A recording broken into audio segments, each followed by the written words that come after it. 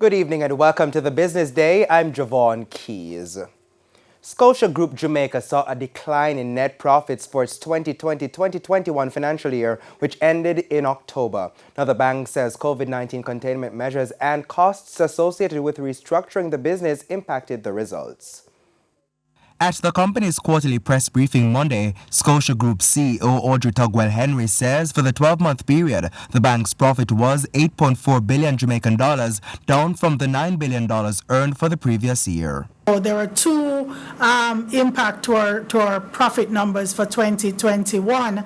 Obviously, the impact of COVID, the tempered demand for loans, and then coupled with the one-off charge that we took for the strategic reorganization of our business. The company did not wish to share the cost directly associated with the reorganization. However, Mrs. Tugwell Henry says the investment in technology was a key part of the sum spent. This is allowing us to right-size and realign our business to meet the changing demands of our customers.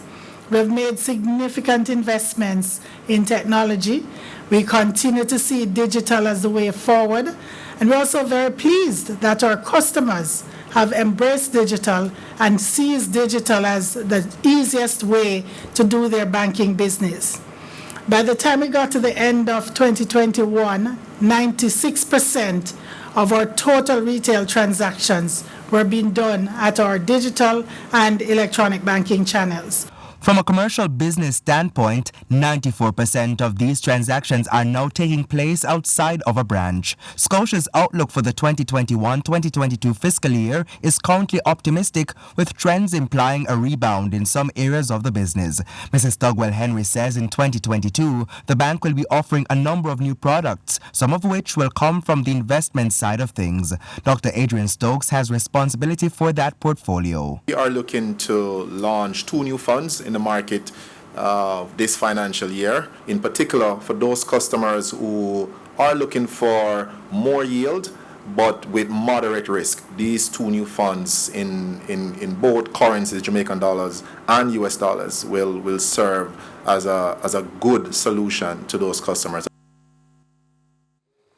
Let's head to the currency market. Authorized dealers are selling the US dollar for an average $154.88. $121.68 is the going rate for the Canadian dollar, $205.84 for the pound, while the euro is trading for $178.48.